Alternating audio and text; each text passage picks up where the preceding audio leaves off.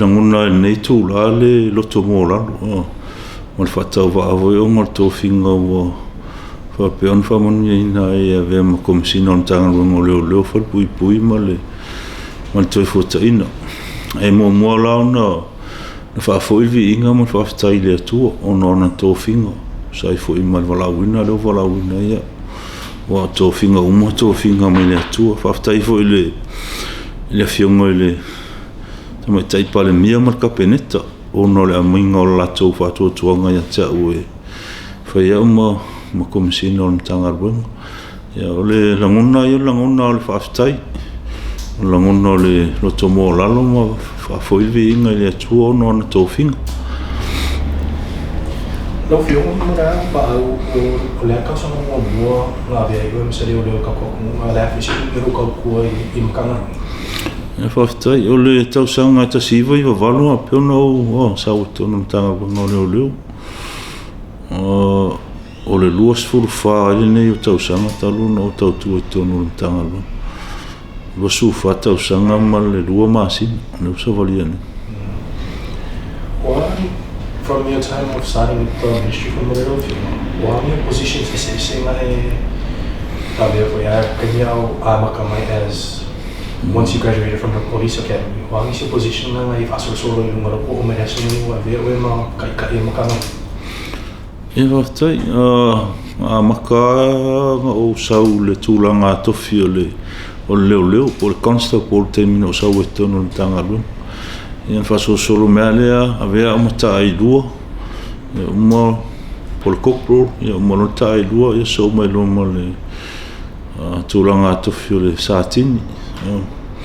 uma satini so ai loma le tūlanga tofi o taitai Leoleo siasi ma taitai Leoleo siasi ia superintendent lo po taitai Leoleo sinia ia vea loa uma sui Komesina o leo whaapaleina nei le tōwhinga o le Komesina. Nō whiunga pāu, mai kero kausanga different commissioners i Lukanga. O isi o pōwhuanga o lea Swiss leadership style from the past commissioners on Molera? Ia te loe nei suinga ia te maho whau e whaatino i le mtangaruenga te minei ia e onore koa kawa maka le tōwhinga ia te longa o lea whailoa kua skemi nisi o suinga fui o laha penaona o na whaatino i tonu mtangaruenga ia ua ia ma tūlanga i le tōwhinga le utuina mai ia ngai priorities fui la titilo i te mine au na whaatino tai peila o le whaalelea leo o le ngāre lue whaatasi man so tau au fo ia le mtangaruenga ia ma le ngata i pule marua li mwhai pule ia whapea fo ia isi mtangaruenga le malo le ngata fo i leo o kako tona partners po o whaanga ia o soani mai se tatu malo whapea i fo i ma le whaanga ia o lo ngafa ma le wainga o kako victims po non-government organizations le ngālui whaatasi mwhai pāanga manu tangaruenga ina ia whaamausali whaale a tili ngālui whaatasi lea wale le waia voi ma le tūlanga o le wainga le lei o tatou tangata o roa peona na mawhatia mai sauanga ma tūlanga foi i awhianga o le soringa tūla whonu o le si foi priority le titilo i teimini o le whatuina le se independent independent body po se vaenga tuto tasi le lātou te suesueina ia whasea po complaints whaasanga i Leoleo ina ia whapena ona au mai el tantonungo le tunu o lo whamaoni mai leo iese whaitu au i whaingo susuenga i whaasanga ni tangaruenga i lātou fui e le whaatinoina anga whaasautu la funu le sina vaenga o lo titilo i le teimine o le fui vaenga la titilo i ei o le whaleleia leo le rehab a pangotale i utātu e seitan malala o le au nanga na ia whaapea o na Toi maua leo langa ola toi fuata ina o lātou ni o lo soli ngā tūlafuna. Pe mangalo mai tua toese. Ai maua ni ngā ruenga e o mai ngā ruru e peo hoi whaatūni ala tau pisinisi. Ia e awone toi reoffend. Pe toi soli tūlafuna. O le ngā ruenga lana o le in progress temi o le ngā ruru e whaatase malvaenga le SQA. Ina a credit le tele o training la fai uta I mapulkalame e fai uta I Falepuipui. Ina a pena ona maueni ngā ruenga pēa mai a mai na tuli o la tau whasalanga to a seitan marala. Other than what you mentioned, o lasa ai mau mo le makanga runga ai mesi po I le kauwhaisi I kia ngu melo law enforcers in Samoa for the amount of police officers there, they go on. O le temi nei le a wivi po le whaavaa I le structure, tanga runga. O le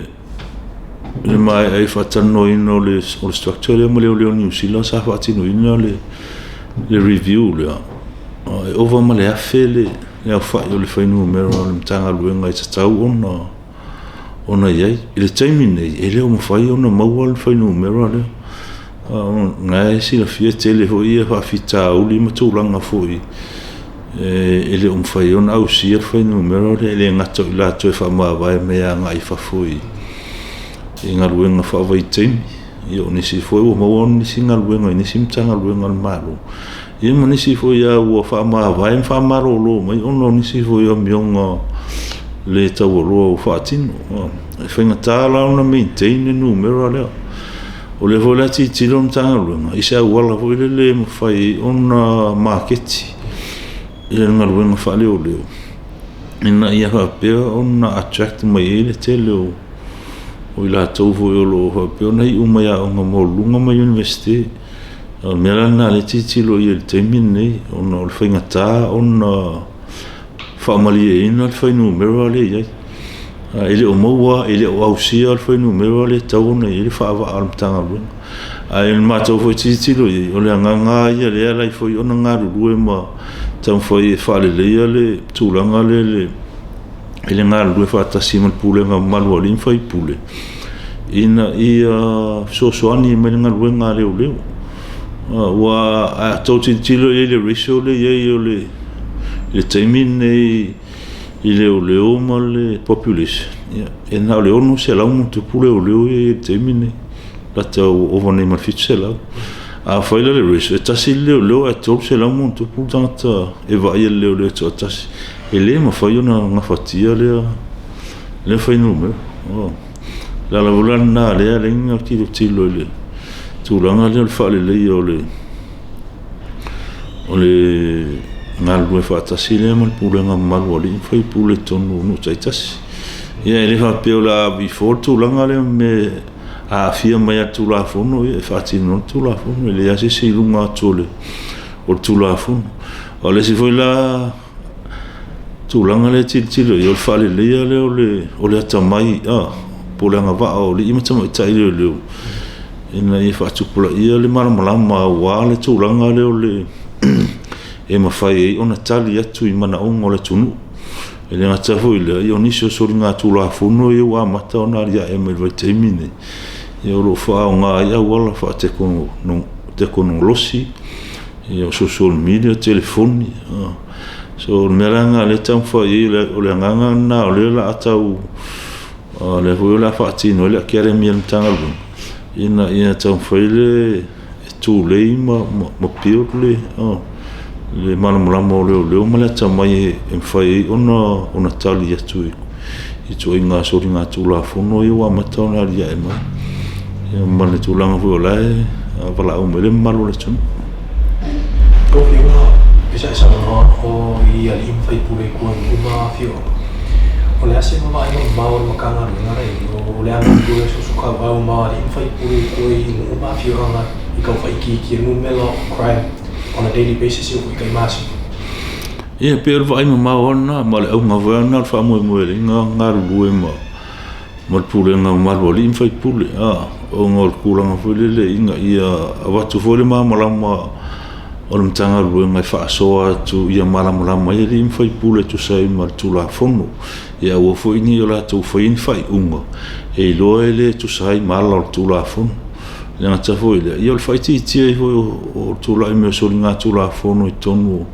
o nu ma fi anga tai tasi ia mo perfile mu mal so longa le fo i tonu o nu tai tasi na me se fo ia titilo fo tu lango ye ile vai mamawa ia o sanga le mu o tato malo mai fafu pe o nei fo into stala ia le poro ia la mata fo into na solo mai ia ni so malo mai fafu mai esi mai tato tunu turis ia o mai ia la ta pena ma o lo file mu vo ia tele o no ma fio angai e tu lo fio ma pa o le fai kako fai pa anga ma o ska ia ma ni sile ila ko police force man no male ole makanga ringa ila lo go o na se what other things can you do to boost the relationship ka ko foreign law enforcement here pe Australian Federal Police man New Zealand Police ia terminei o lo solonga le ia fai ngapa ngai ma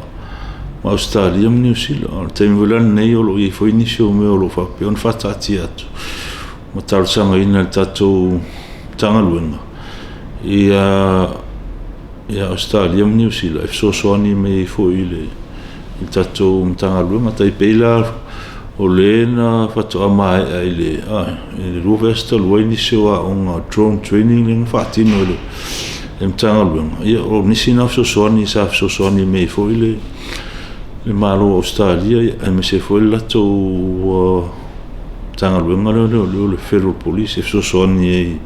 ina ia fatu pula ia le anga ilu morto mai me se foi o so ani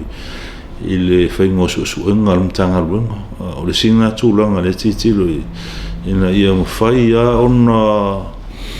ona tato tali atua in solinga tula fono fo ia wa mata ona ia e me temini